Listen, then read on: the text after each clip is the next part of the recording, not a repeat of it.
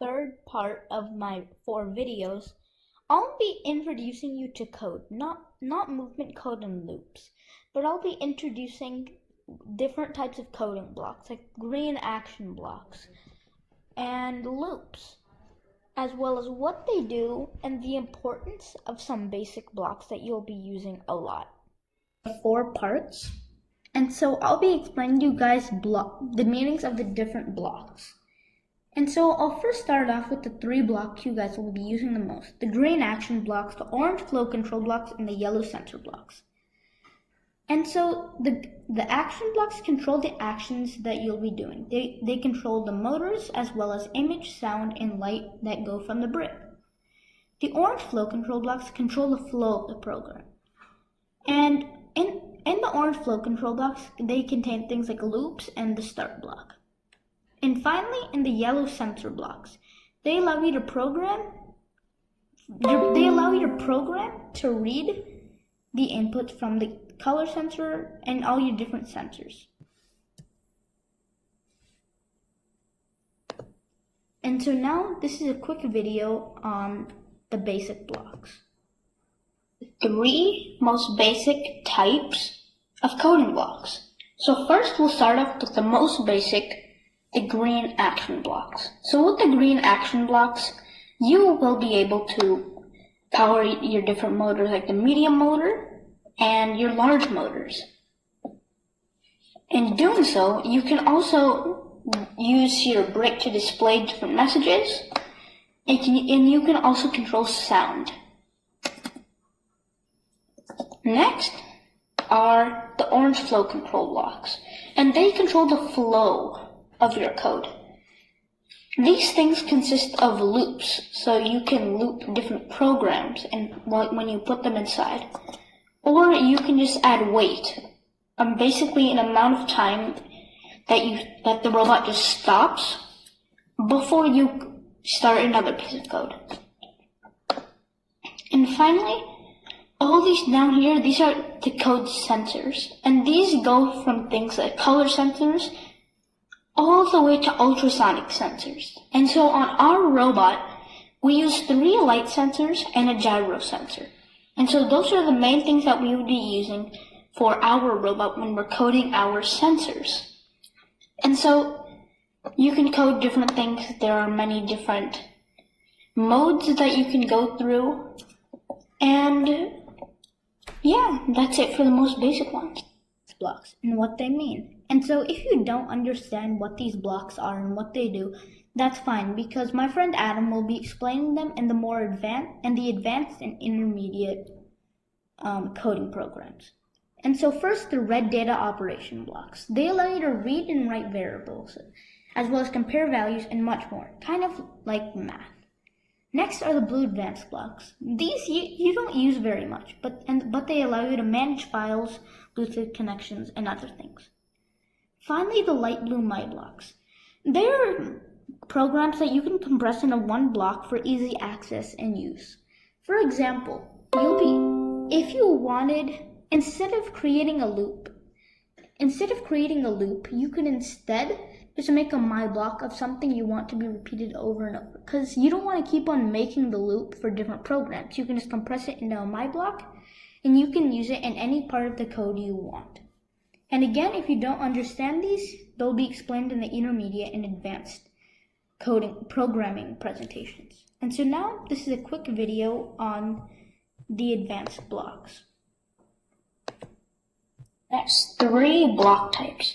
But these are much more advanced than the first 3. And if you don't understand it, that's fine, as you'll be learning all of these different blocks in depth in the intermediate and advanced classes. So first, the red data operations. You can do different types of math.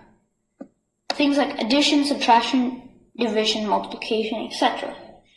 You can as well add variables and constants to your code if you want to make an equation of some sort to run a program. Next are the advanced blocks. These you'll be using very rarely, and they consist of things such as data logging, messaging, and you can even add comments through here. And there's also a stop program, which isn't very needed, but if you just want to find an end for your program, then you can just put this in and poof, end the program. Next is your my blocks. So my blocks are different pieces of code that you've created that you can compress into just one block. It's basically like you write a whole piece of code on making your robot run 50 degrees forward, turn right. 50 degrees, go forward, turn left, right? Instead of having to type up all that code all over again, you can make a my block. So it'll just be in this little my block section over here. So you can just put it in your code and poof, it'll do that automatically. So again, if you don't understand this, it'll be in the advanced and intermediate coding classes. And that's it. Most important parts of a green action block: the port selector, the block type, the mode, and the input values. And I'll let this little video explain to you why they're so important and what they are. I will be explaining to you guys different parts of a green action block. So there are 4 main parts. There is the port selector, the image that it shows over here, the different modes, and the many different inputs that you can put in. And I'll start with the port selector. So what the port selector does is that you can change the different ports used according to where the motors are. So pretend your motors are in ports A and D, but on the action block it only shows C and B. You can change the different ports to match where your motors are. Next is the image. So as you can tell, when I'm hovering over this image, it says move steering, and you can tell that it's move steering by this little driver's wheel over here. That's a big difference, as if I pull up this move tank block, and when I hover over it, it says move tank instead of like move steering, and as it shows here, it's a different image. Next are the modes, and there are 5 different modes for a green action block, and I'll go through all of them. Next are the inputs. So I'll first go through the inputs. First, there is if you want to brake at the end of your code, or if you want to coast. Braking means that you just stop abruptly. Coasting is kind of like a car. When you get to a stop sign, or when you see a stop sign, you don't just abruptly stop at the very end. Your car keeps on slowing down until it just finally stops slightly. Next are rotations, which I will get to later, since it's different for each mode. Next is the power, so it can go from 100 to negative 100. And that would change the direction of which you would be going. If it's negative, you go backwards, positive, you go forward. But a pro tip from us is that you should never go above the speed of 80 or negative 80, because that's a very fast robot.